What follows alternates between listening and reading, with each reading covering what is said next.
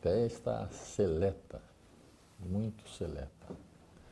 E certamente a gente não vai praticamente ensinar, nós vamos estudar juntos, né? Porque de quando em quando nós vamos pedir auxílio, ou pedir assim uma opinião, que certamente vai enriquecer o que a gente está colocando. Nós temos assim, os teósofos são livres pensadores, né?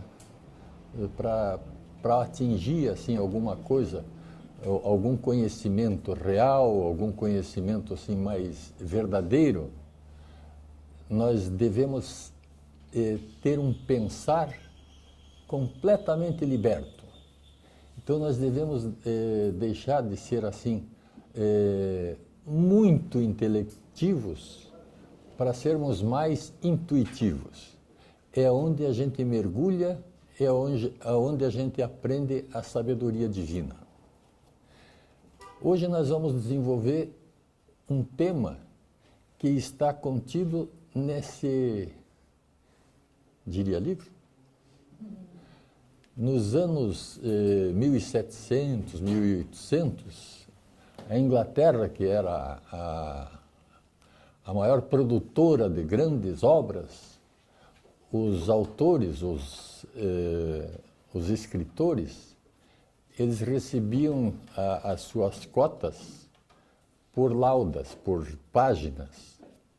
E aí então nós tínhamos livros assim com 2.000 páginas, 3.000 páginas, 4.000 páginas, que até quase nós nem lembramos que existiram. E porque quando o tema é bem desenvolvido, não precisa muita coisa, não precisa, é preciso ser perfurante, precisa ser assim contundente para se chegar a pontos assim mais reais. Nós, ao nascermos assim, a gente vai crescendo e de repente a gente começa a ter assim umas consciências e começa a ter uns desejos, começa a ter uma série de encontros, desencontros. Podemos ter assim uma série de coisas agradáveis que nos interessam, né? E coisas desagradáveis que fazem com que nós sejamos avessos, nós tenhamos aversões. E a gente vai crescendo e topando com uma série de dificuldades, uma série de felicidades, felicidades essas que terminam sendo frustrações, porque são muito fugazes, né? E aí a gente começa a verificar uma série de coisas e normalmente a gente tem uma busca, mas nesses momentos a gente não tem uma noção do que estamos buscando.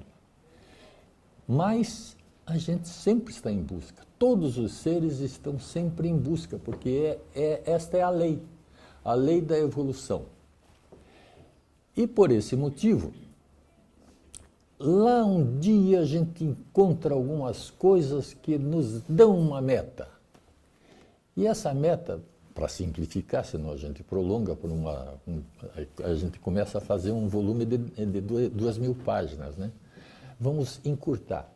A meta que a gente busca é a verdade. E essa verdade, ela tem uma necessidade que nós tenhamos assim um comportamento mais correto.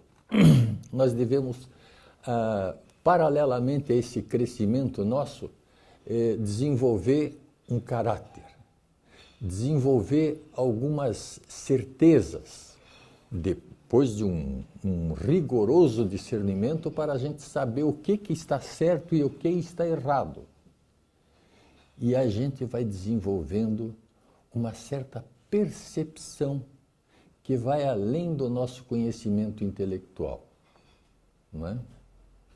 Então, aí surgem esses livrinhos, assim, pequenininhos. Nós temos, assim, uns 4, 5 editados pela editora Teosófica, que são A Voz do Silêncio, A Luz no Caminho, Aos Pés do Mestre. São uns 4, 5 livrinhos, assim, que nos permite ter uma noção exata, ou pelo menos muito próxima da exatidão, de que nós estamos realmente procurando aquela meta, a verdade. Então, para atingirmos essa verdade, nós temos aqui umas inspirações da nossa autora de Luz no Caminho, que é a Mabel Collins.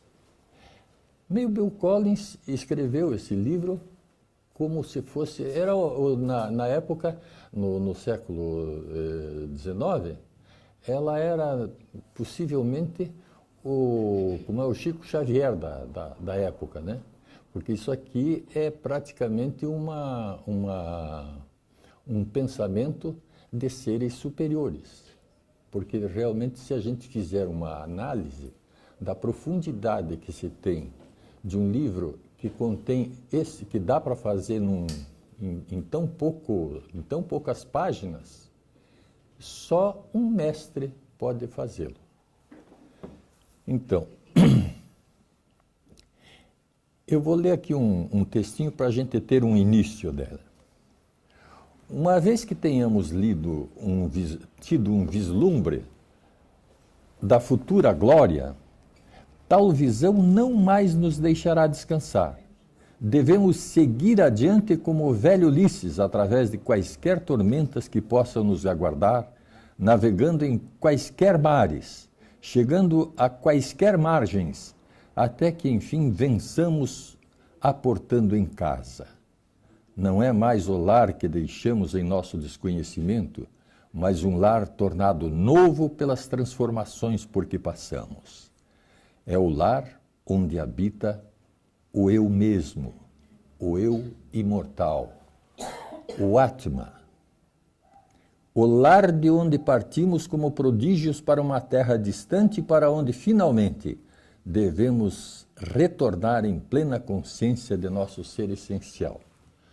É aquele percorrer da história do filho pródigo, né?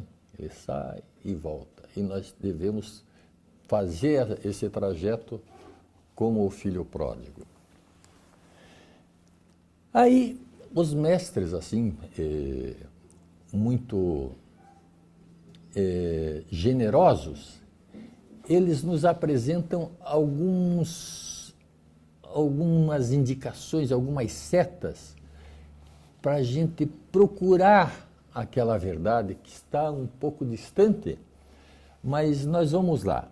Diante desse portal que nós falamos aí, diz lá: antes que os olhos possam ver, devem ser incapazes de lágrimas. Ora, olhos que são incapazes de lágrimas podem ser olhos que têm problemas lacrimais, né? Podem ter um problema... Então, mas normalmente, para se ser uma pessoa que atinja uma percepção mais profunda, nós devemos ter, assim, uma frieza de atitudes quando recebe as coisas que a vida nos dá. Então,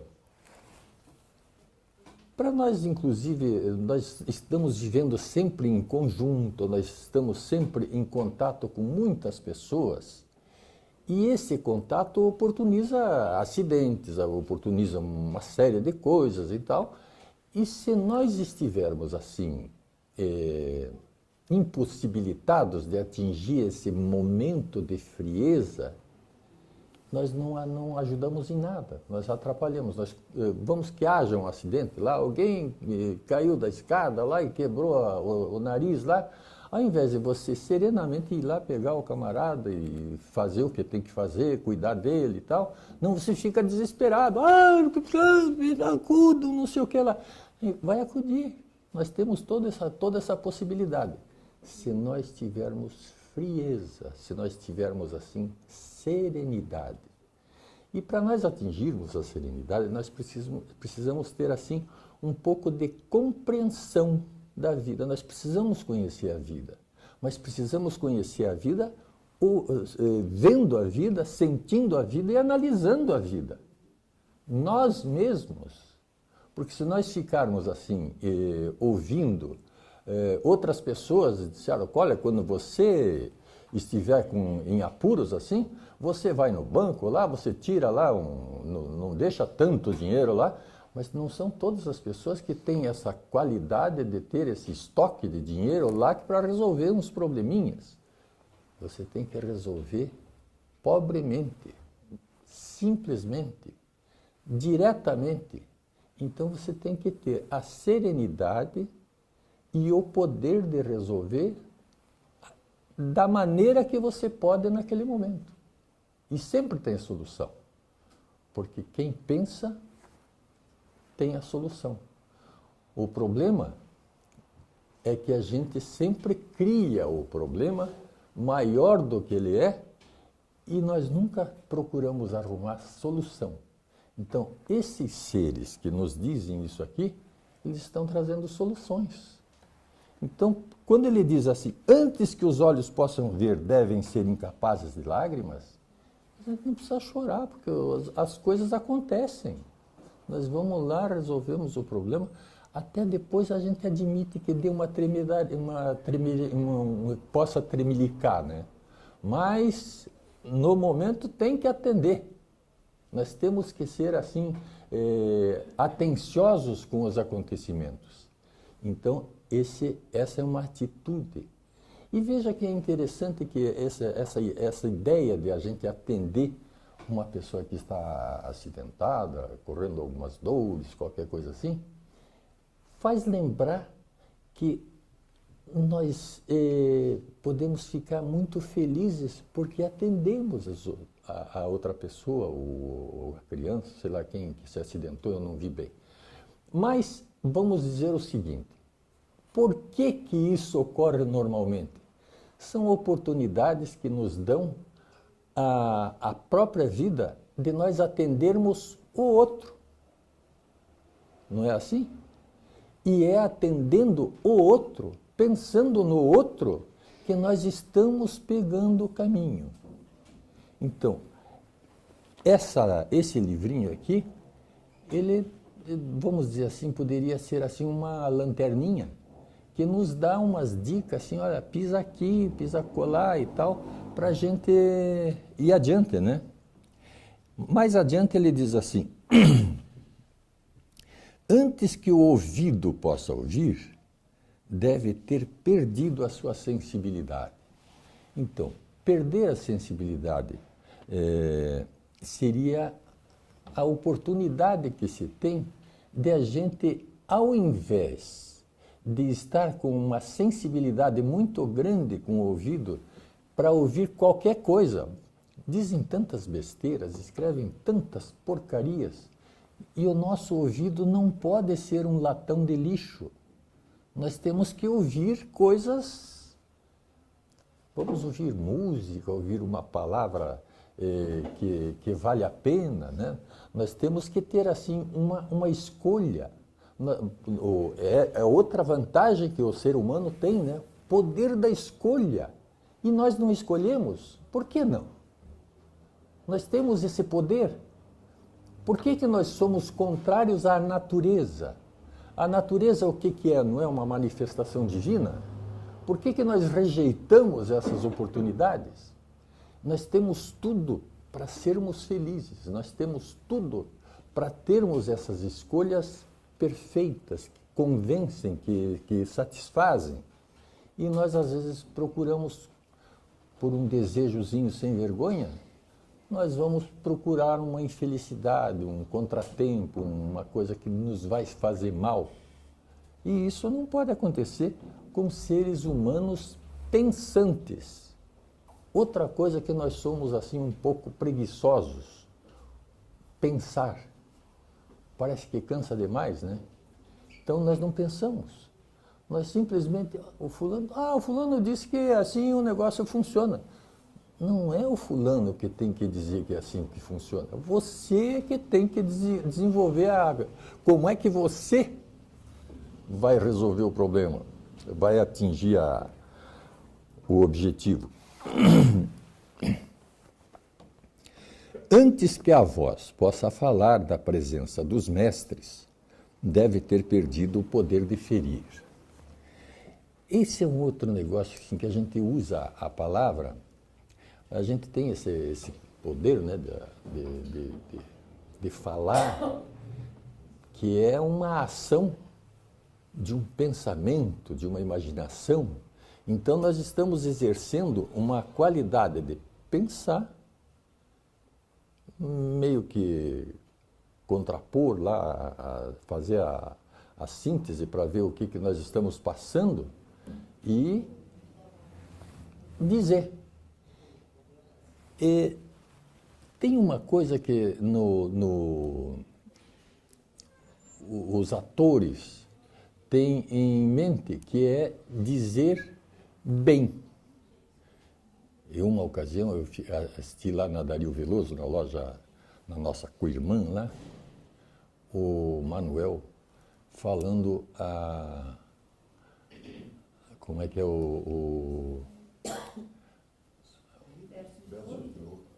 os versos de ouro de Dario Veloso. E esses versos de ouro, dito pelo Manuel, ele é um mestre. Ele diz assim, para quem presta atenção, é uma poesia, né? E a poesia tem um dom de aprofundar pensamentos. Porque o Dario Veloso era um poeta, né? E um poeta, além de poeta, que tem uma facilidade de perceber as coisas assim mais profundas, ele era um espiritualista. Então vocês façam assim uma avaliação sobre o nosso Dario Veloso.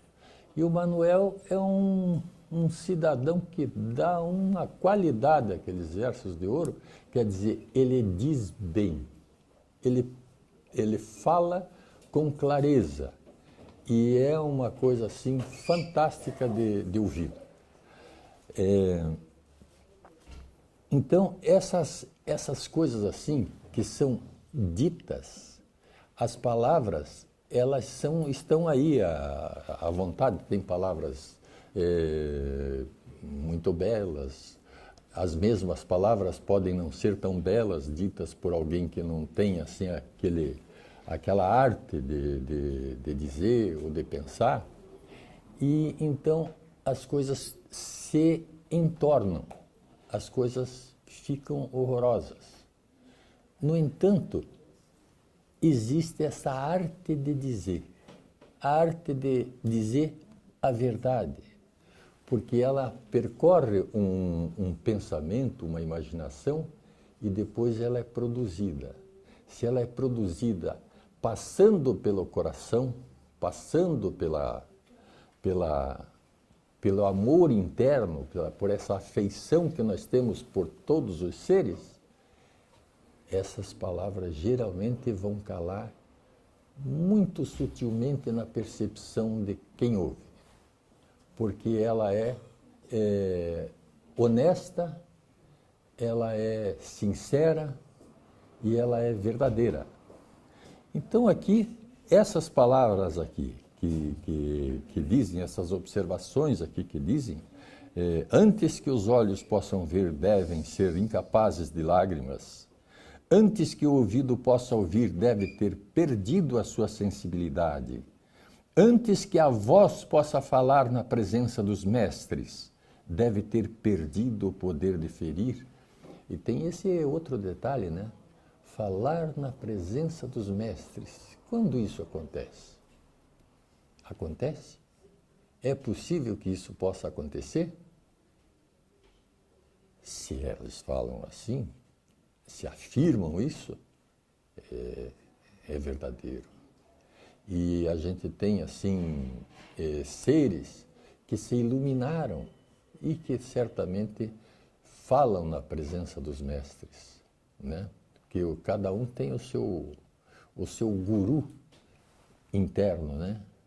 E esse guru há de sempre auxiliar o seu discípulo. E nós, se nós nos esforçarmos, nós vamos nos colocar nessa condição de discípulos. Mas essa observação ali se completa quando diz assim: antes que a alma possa estar na presença dos mestres, seus pés devem ser lavados no sangue do coração. Existe uma teoria, que é a teoria do olho e a teoria do coração, né? Essa é a doutrina do olho e a doutrina do coração. É uma observação da senhora Blavatsky que está desenvolvido na doutrina secreta. Essa doutrina do olho é a doutrina da nossa mente intelectiva. Então, tudo que passa pela nossa mente intelectiva, ela é comparada, né? Sempre tudo que nós fazemos intelectivamente, nós comparamos. O nosso conhecimento, ele se baseia em informações que nós vamos acumulando, memorizando, e a partir daí nós vamos tecendo algumas comparações para chegarmos a algumas conclusões. Então, essa é a arte do intelecto, né? O intelecto faz essas obras. E cá para nós temos que nos curvar diante de intelectuais fantásticos, né? Eu tinha, assim, uma admiração, por exemplo, por Antônio Guais. O Aurélio Buarque de Holanda é um ser extraordinário, Sérgio Buarque de Holanda. Nós temos aqui no Brasil alguns luminares em matéria de intelecto. Certamente o intelectual, quando ele é muito profundo, é muito dedicado, desenvolve muito essa intelectualidade, o conhecimento intelectivo leva a pessoa a ter um conhecimento além, transcende, porque é pelo conhecimento que nós havemos de transcender, né?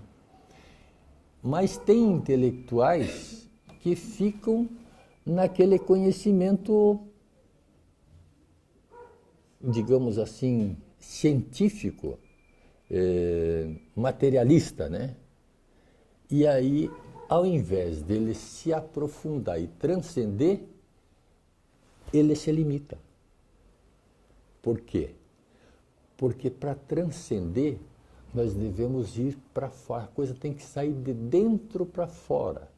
O intelectivo, ele acumula conhecimentos que vêm de fora para dentro, né? Nós registramos informações.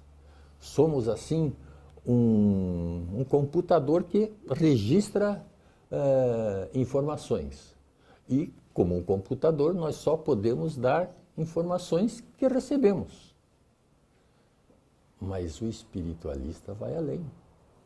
O espiritualista, ele tem uma percepção espiritual da coisa. Ele percebe o que vai no interior de cada átomo, no interior de cada célula, no interior de cada corpo, no interior de cada astro, no interior do universo. Então, esta percepção é que é válida. Então, nós temos, assim, que ter uma ideia de que o ser humano, ele tem, assim, poderes que transcendem a tudo. Então, nós somos, assim, seres que herdamos do Criador, do Absoluto, todos esses poderes. E esses poderes estão à nossa disposição. Mas vamos mais para lá, porque o assunto mesmo é como é a luz no caminho. Vamos ver se nós acendemos uma lampinha aí, né? Bom, Ser capaz de ver é análogo à função de pensar. Ser capaz de ouvir corresponde à função da intuição. Ser capaz de falar está relacionado com a função de sentir. E ser capaz de se erguer corresponde à função de sensação. No desenvolvimento de nossa jornada, uma ou outra função pode ser predominante ou mais desenvolvida, superior nos termos de Jung, enquanto seu oposto é menos desenvolvido, inferior. O ideal é a totalidade na qual cada uma das funções cumpre seu próprio papel num relacionamento consciente e harmonicamente equilibrado com tudo no mundo em volta. Veja só que essas percepções assim nos faz transcender o nosso próprio ambiente. Nós temos assim uma percepção de nós mesmos assim. Inicialmente a gente julga que nós somos aquilo que nós vemos no espelho, aquilo que nós revestimos com a nossa camisa, com a nossa indumentária e tal. Eu sou esse camarada aqui. E não é verdade. Que esse camarada aqui que a gente veste, bota uma roupinha, sente frio, tem essas coisas assim, esse é um veículo de um ser extraordinariamente belo e formoso e sábio, com todas as potencialidades de uma divindade, né? E essa qualidade, nós passamos por uma vida enganados, nós nos enganamos, nós pensamos que somos esse camarada que já está careca, já não está mais, né, está meio velhinho e tal, e a gente pensa que é eterno. Mesmo eu com os 80 anos que tenho, eu penso que sou eterno, naturalmente, mas conscientemente não. Agora eu já tenho uma percepção diferente. Sei que este corpo, daqui uns dias, até um médico de vez em quando me dá uma semana de vida, assim, porque me vê assim tão bem, né? Então eu fico contente e sei que mais amanhã ou mais depois a semana acaba e eu, né, vou para outras áreas. Então isto é uma verdade, porque nós não podemos fugir disso, né? Nós podemos não gostar de morrer, mas essa é a verdade. Então vamos aceitar naturalmente, compreender direitinho, né? Então a gente tem que manter aquela serenidade igual àquela que nós usamos lá para atender o acidentado. Uma chave é dada para o estudante sobre o significado essencial das 4 regras iniciais de Luz no Caminho em uma nota da segunda parte. Ser capaz de ficar de pé é ter confiança. Ser capaz de ouvir é ter aberto as portas da alma. Ser capaz de ver é ter atingido a perfeição. Ser capaz de falar é ter atingido o poder de auxiliar os outros. Veja bem que ser capaz de alguma coisa é a gente desenvolver alguns poucos conhecimentos, mas que são poucos conhecimentos verdadeiros, para auxiliar os outros, para ser útil aos outros. Tem uma frutinha que a turma usa muito, que é uva, né? Então a gente deve ter assim uma imaginação que seja, como é que é? Útil, verdadeira e agradável, né? Então, quando nós tivermos naturalmente, sempre que o nosso fazer, o nosso ato tenha essa uva, embora não seja em cacho, seja uma uva só, mas se usarmos essa qualidade, nós estaremos não só auxiliando os outros, nós estaremos progredindo, porque estaremos deixando esse nosso veículo mais puro, mais transparente E à medida que esse corpo fica mais puro e mais transparente, vai aparecendo mais o nosso Atma. A nossa percepção de nós mesmos vai ser diferente, porque a percepção vai gradualmente se elevando. Aliás, essa percepção é bom a gente olhar assim, observar, fazer uma observação, que os artistas geralmente têm mais percepção. Certamente todos têm percepção. Quem gosta de um quadro, ele olha o quadro e não vê apenas uma mancha lá no quadro, ele vê detalhes. Então, essa percepção, ela vai gradualmente se desenvolvendo. Um poeta olha a combinação de palavras e vê coisas lindas, belas, formosas. E então todo artista, ele vai, né, o pintor, ele vai graduando determinadas coisas, vai botando assim determinados dados ali na coisa, que realça a beleza. E a beleza é uma das coisas que é própria da espiritualidade. A natureza é bela.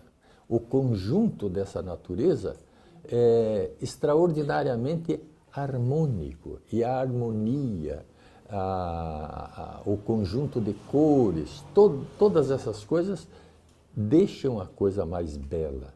E essa beleza faz com que nós sintamos uma agradável sensação que nos eleva. Então, quando você vê uma coisa horrorosa, aquilo nos contrai. A coisa bela nos deixa leves. E isso nos dá uma oportunidade de progresso.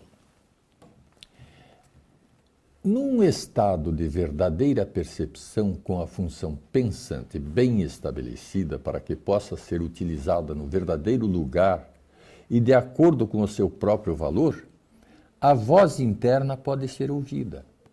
Isso é interessante, hein? Como é que a gente consegue ver a voz interna? Como é que a gente pode perceber a voz interna? Não é gritando gol. Essa voz não é interna. Essa é muito externa. A voz interna que seja possível perceber é a voz do silêncio. No silêncio você ouve coisas profundas. Por isso todo espiritualista é instado a meditar, a se recolher, a tentar perceber o que vai lá no fundo do coração, onde se aloja o nosso Atma. E ali nós nos deliciamos com sabedorias imensas. Então, essa ideia de estarmos assim sempre mais que concentrados, elevados, nós vamos encontrar sabedoria divina. Isso é teosofia. Isso é quando a gente... Essa palavra, teosofia, é sabedoria divina, né? Teosofia. Mas se a gente viver observando a vida, nós vamos ver sabedoria divina em cada canto, em cada árvore, em cada cobra, em cada bichinho, formiga, qualquer coisa. Todas elas encerram em si a sabedoria divina. E essa sabedoria, vamos chamar assim de sabedoria universal, ela faz com que a formiga haja como formiga, que o sapo haja como sapo, que uma semente de feijão haja como semente de feijão e cresça uma árvore e reproduza muitos mais feijões. Então, a sabedoria divina é que traz vida. E aquela vida inicial, ela se prolonga através dessas verdades. Aquela ideia de criação aquele impulso inicial se prolonga através de todos os seres, de todos os átomos, de todas as células, de todos os órgãos, de todos os seres humanos, os seres animais, os seres vegetais e os seres minerais. Veja só que quando eu era assim chiquitito, pero cumpridor, eu tinha assim uns 7, 8 anos e tinha na escola o catecismo, né? E aí eles me disseram a verdade lá. Eu disse, Deus está em toda parte. E eu agora percebo que eles tinham assim falavam a verdade. Embora talvez eles não tivessem consciência dessa verdade que eles diziam na época. Como eu também não tinha, né? E, no entanto, essa é uma verdade que, se a gente ficar observando, concentrado, atencioso, em cada ser de cada reino, né? No vegetal, no mineral, todos, a gente vai verificar Deus pululando ali, Deus assim manifestado, iluminando aqueles seres, pelas atitudes, pelas suas reais atitudes que são próprias dele, que às vezes a gente diz assim, são reações instintivas. Não, são reações, pode ser até instintivas, mas são reações inteligentes. Ali tem uma inteligência universal fazendo com que aquele animalzinho lá, a minhoca, faça o trabalho dela, que é arejar a terra, né? Então, todas as coisas são, veja assim, uma combinação harmônica, cada um com a sua atividade, fazendo com que a evolução se faça. E isso é uma coisa assim, encantadora, né? Isso nos encanta. Se a gente observar a vida, a gente fica encantado com elas, com a vida. Antes que o ouvido possa ouvir, deve ter perdido a sensibilidade. O que o ouvido deve ouvir é a voz da intuição, ou a função intuitiva. Desenvolvida corretamente, esta função encontra-se fortemente ligada e complementa a função pensante. Na terminologia teosófica, é o aspecto búdico que ilumina a mente. O aspecto búdico é a inteligência espiritual. Assim, o aspecto inferior de ouvir, um dos sentidos, intuição como disfarce, instinto, é transformado na genuína audição, o que constitui uma receptividade interna para a sabedoria. Para isso, necessita-se de uma perda de sensibilidade, ou podemos dizer, de uma imobilidade, pois sensibilidade implica na possibilidade de movimento, de perturbação interna e até excitação.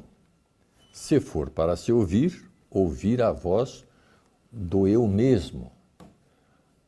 Eu evito dizer o self porque eu quero ver se nós traduzimos isso para o português. Mas aqui está o self, vamos usar o self também. Não vamos ser preconceituosos, né? É indicação da teosofia. Mas eu acho que o nosso português é tão bonito, é tão rico, que ele prescindiria de outras informações assim.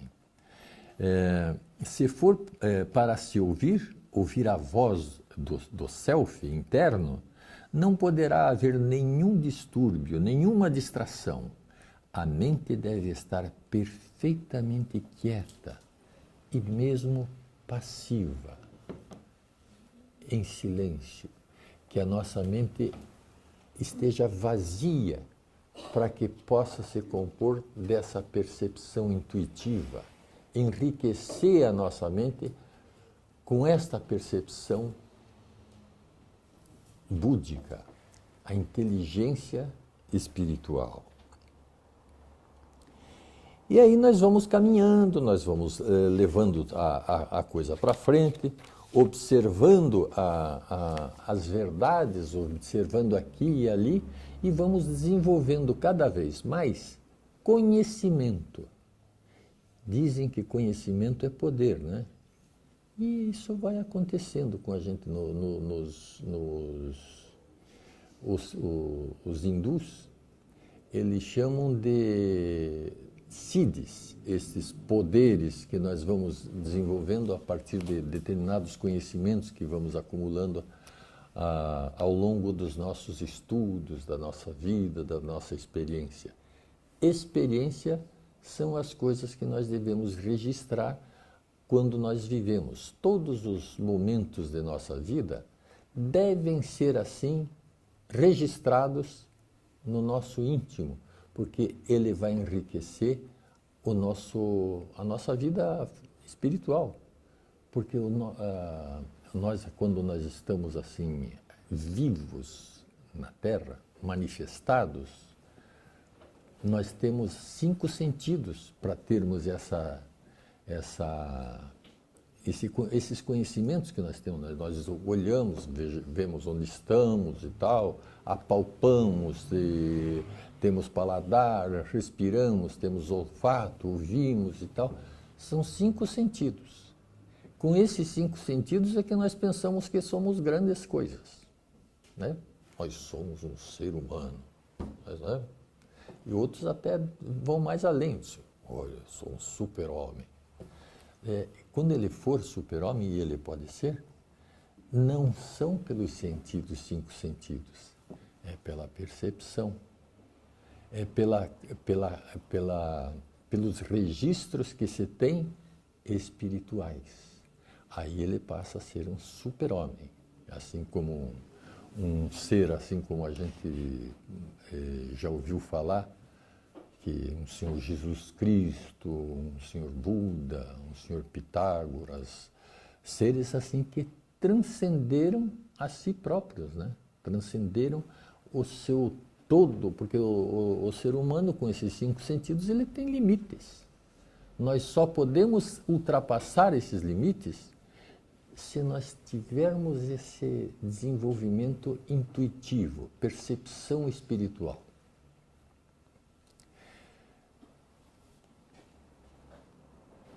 Existe uma melodia natural, uma fonte oculta em cada coração.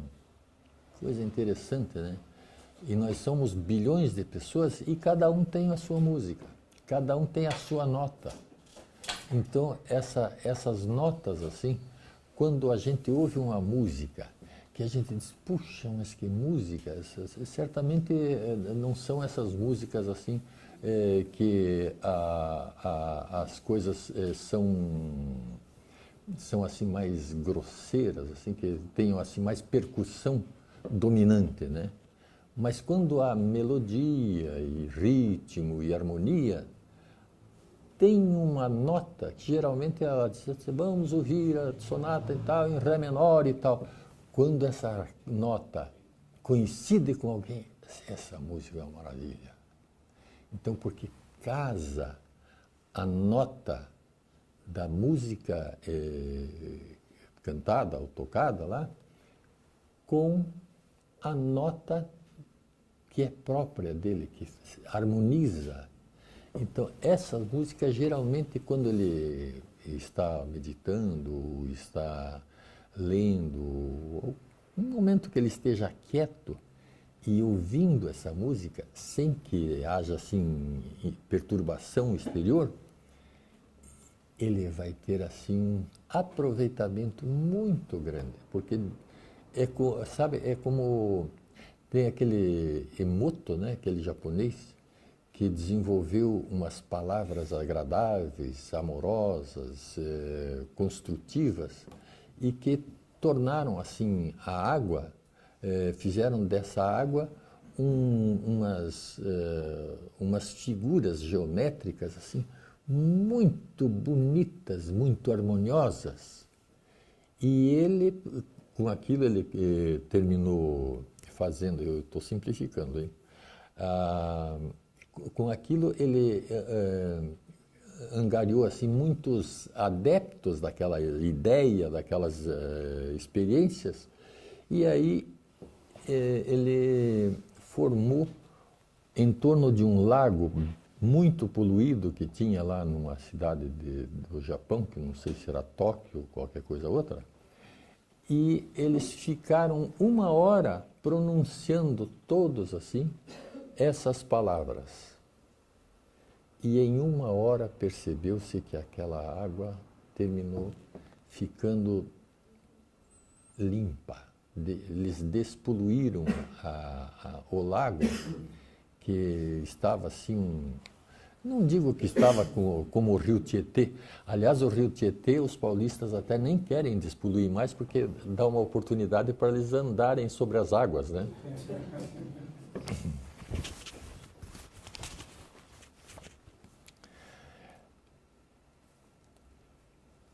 Portanto, de um ponto de vista a nosso clarear do campo de consciência, resulte na realização de que nós estivemos sempre com essa presença mahátmica, presença de mestres, né?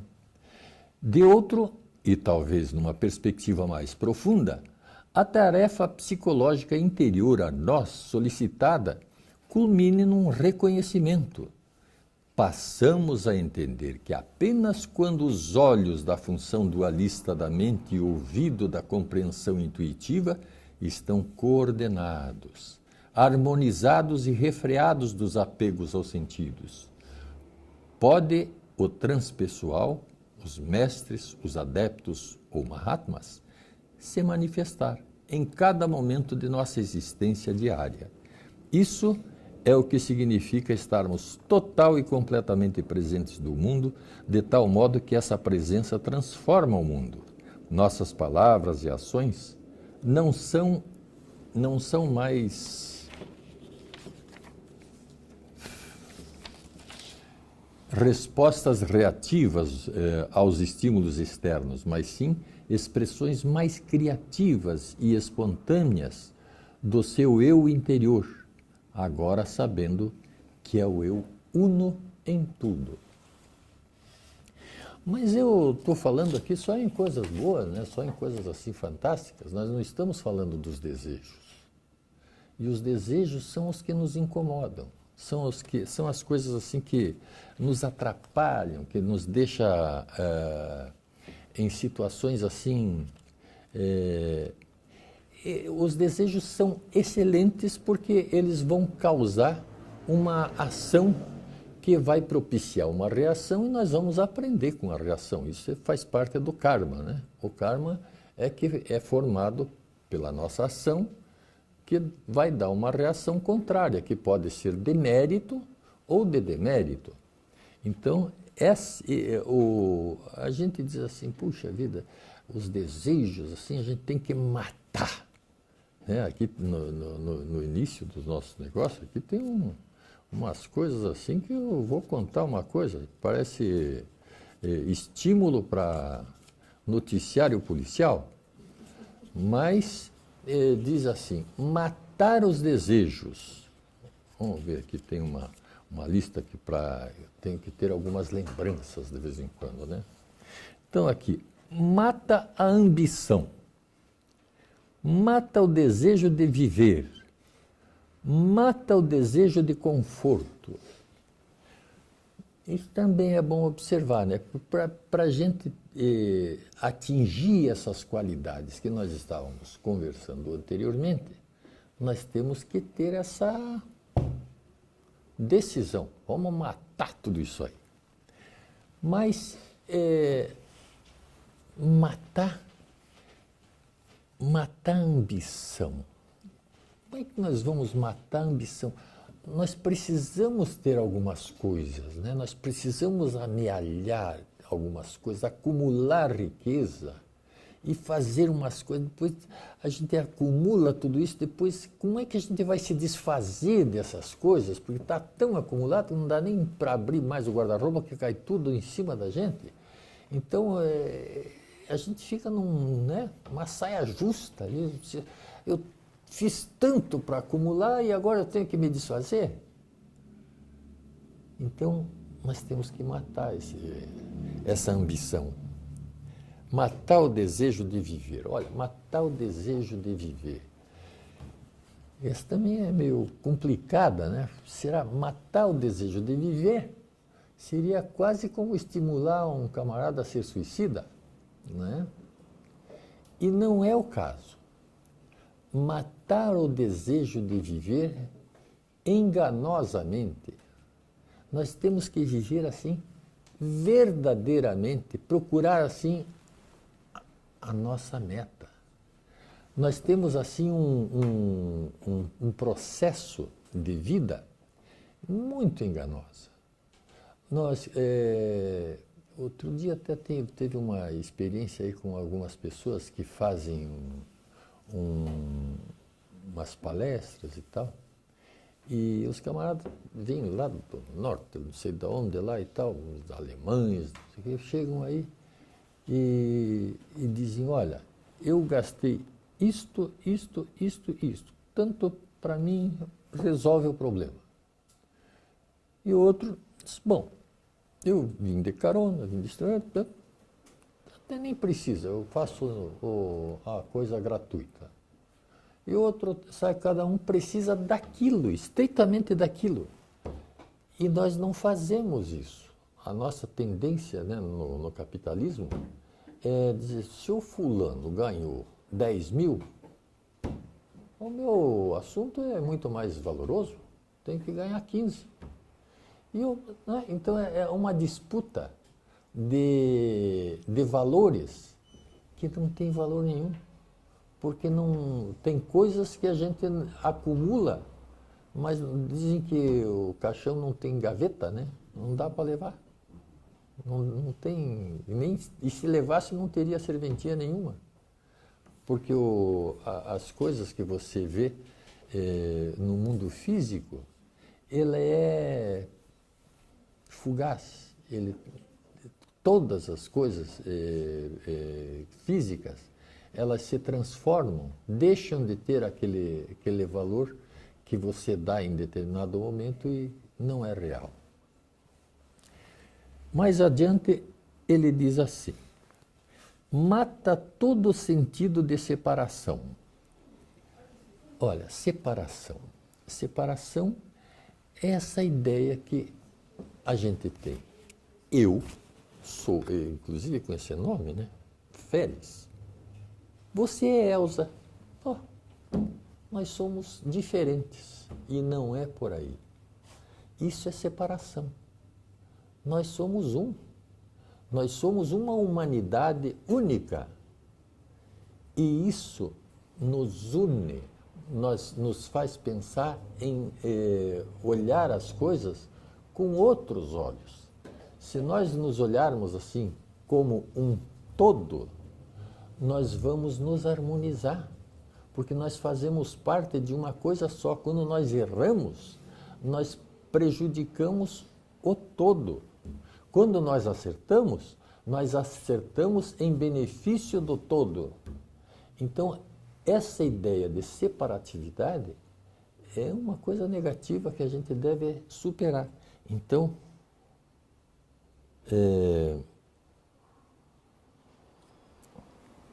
sem óculos está difícil, viu?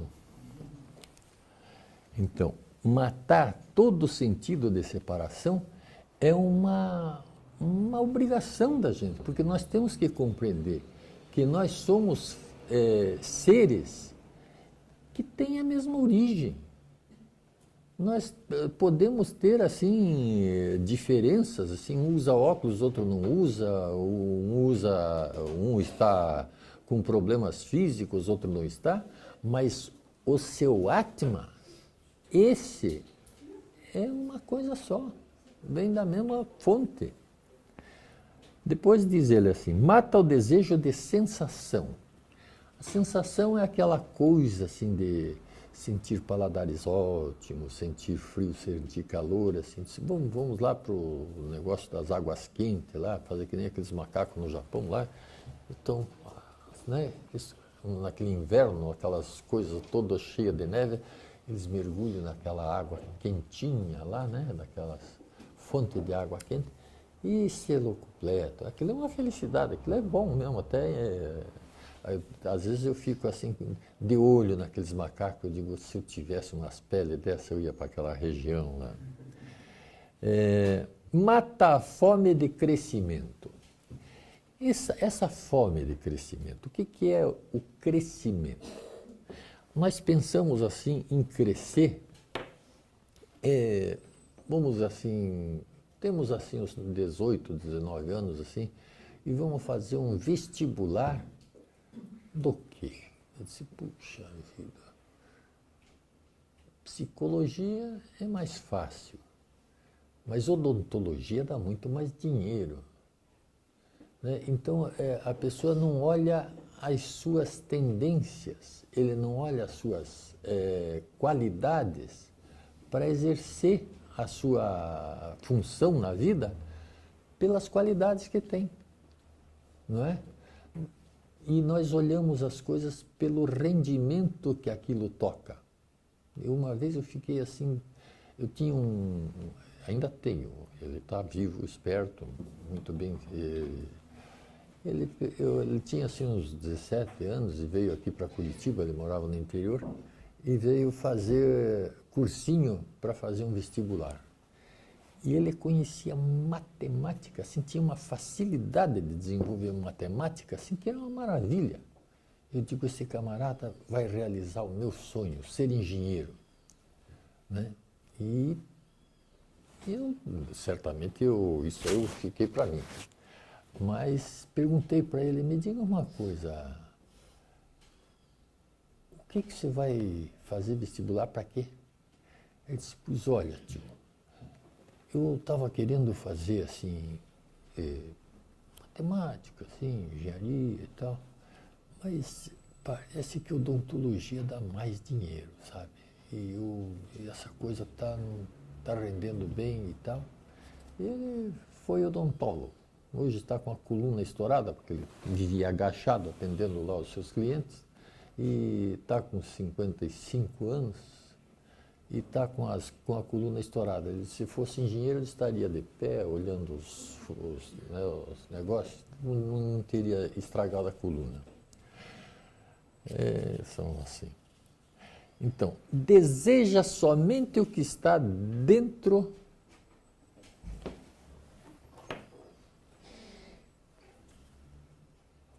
de ti. Deve ser um gaúcho que tenha escrito isso aí, hein? Dentro de ti. Tradutor. Hein? Tradutor. Deseja somente o que está dentro de ti. O que está dentro de ti? Geralmente a gente observa mais o coração. E o que está dentro de ti é o amor pelo universo, né? A sensação de doar a compaixão, essas atitudes assim mais nobres que o ser humano tem, quando desenvolve assim a ideia de oferecer alguma coisa ao outro, pensar no outro. Então, diz uma frase lá dos cristãos que diz assim,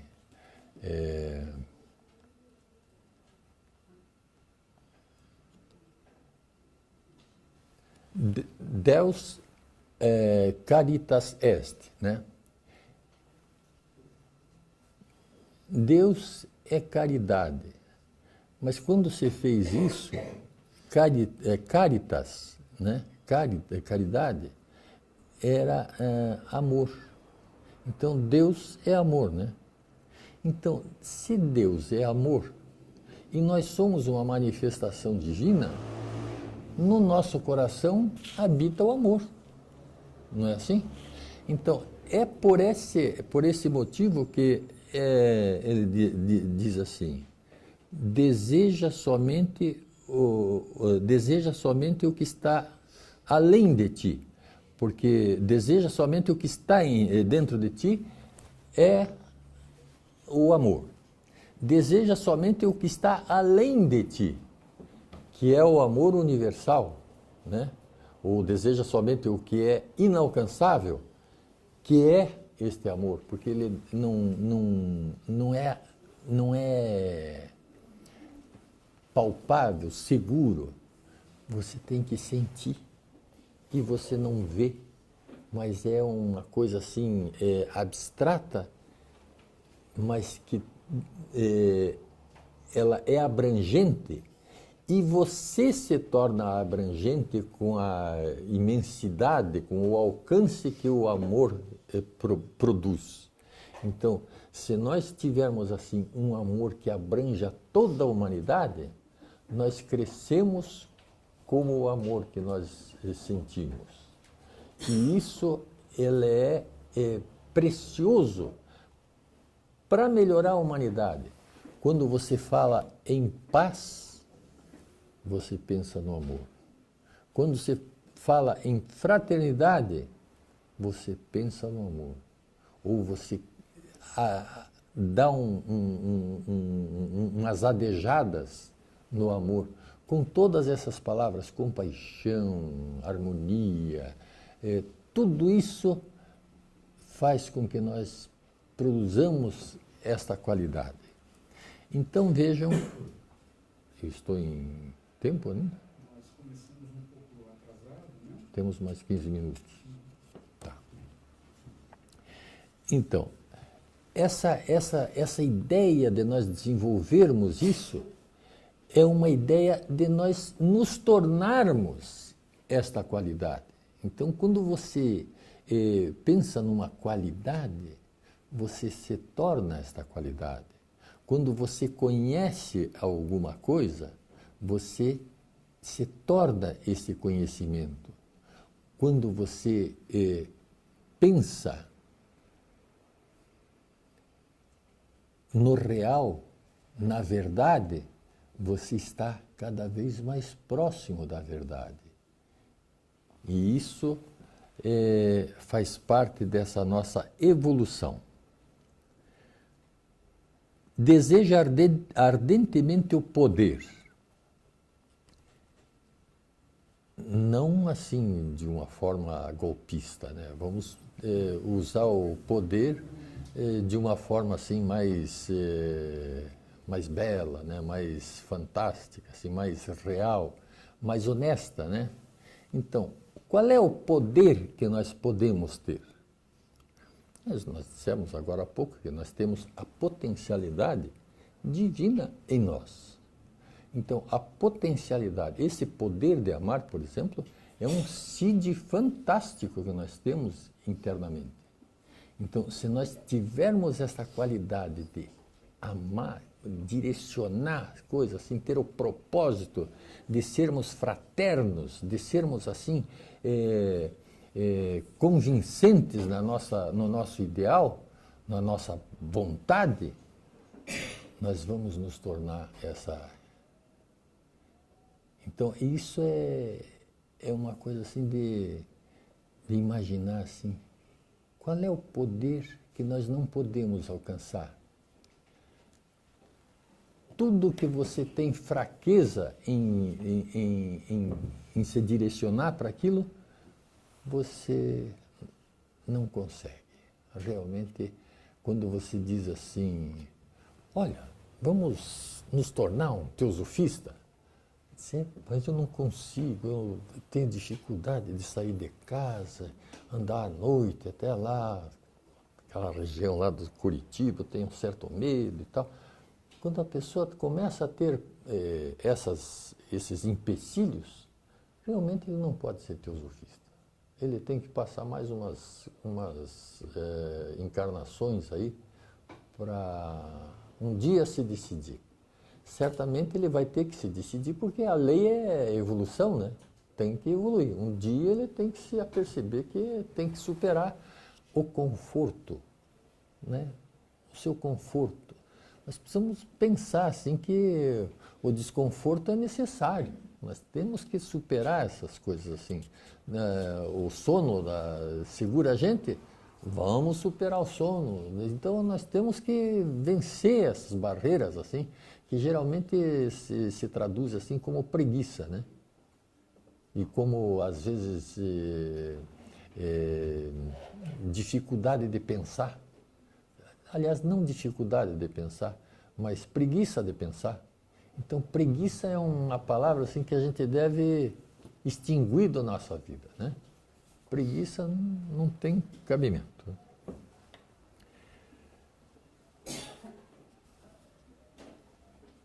Deseja fervorosamente a paz. Ah, essa é boa, essa é boazinha, né?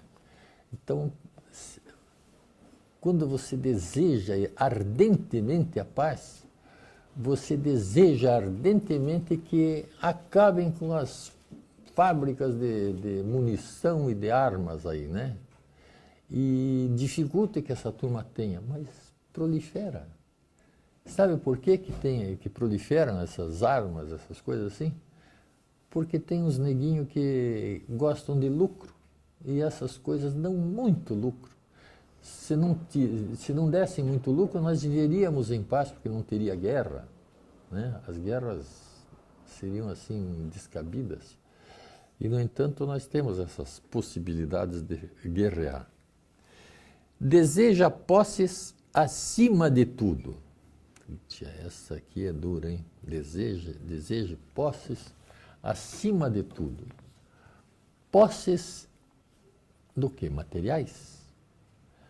Posses materiais, nós teríamos, por exemplo, assim, umas glebas lá no Amazonas, e vamos ter que desmatar, porque aquelas porcarias daquelas árvores lá só atrapalham a nossa plantação de soja, a nossa criação de bois. Então, nós teríamos que ter posses de não ter posses. Nós precisávamos pensar assim que nós não precisamos disso, nós não precisamos dessa coisa arada toda aí, né? Nós precisamos assim de coisas que sejam úteis. A árvore é útil e ela está ali de graça para a gente, não precisamos nem gastar um tostão para comprar motosserras, coisas assim, tratores para depois transformar aquilo em dinheiro, porque vira madeira, né? Então, nós precisamos pensar no todo. Nós temos assim que requerer a possibilidade de termos a terra saudável. Essa seria uma posse muito interessante, ter a terra saudável, com águas despoluídas, com águas puras, com árvores assim em todos os lugares da terra, menos asfalto, menos carro, menos uma série de coisas, para nós vivermos melhor como seres humanos, como seres animais, como seres vegetais, como seres minerais, que é uma combinação do todo, né? Nós somos um. Procura o caminho. Esta é boa. Parece que aqui nós estamos assim coletivamente pensando em comunhão, nessa ideia de procurar o caminho, né? E aí, para procurar o caminho, nós temos que ter uma iluminação, né? Nós temos que ter luz nesse caminho para nós enxergarmos esse caminho. E esta luz tem que vir de nós mesmos. É quando nós desenvolvemos as nossas capacidades, os nossos poderes. Nós devemos nos apoderar desta qualidade de iluminar o nosso próprio caminho, né? Então, dizem que quando o senhor Buda se iluminou, lá embaixo daquele banho, né, a coisa ficou assim descomunal, aquela aura de luz se projetando além dele por uma distância muito grande.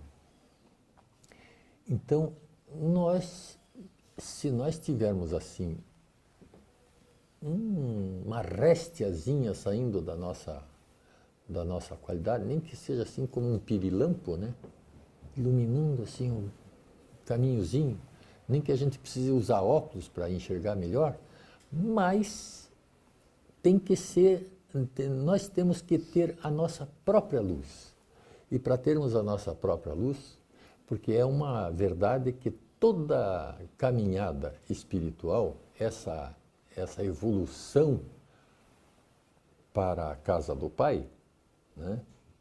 Essa evolução é solitária. Esse aqui é o grande problema. Ninguém pega no nosso braço, na nossa mão, para fazer essa caminhada.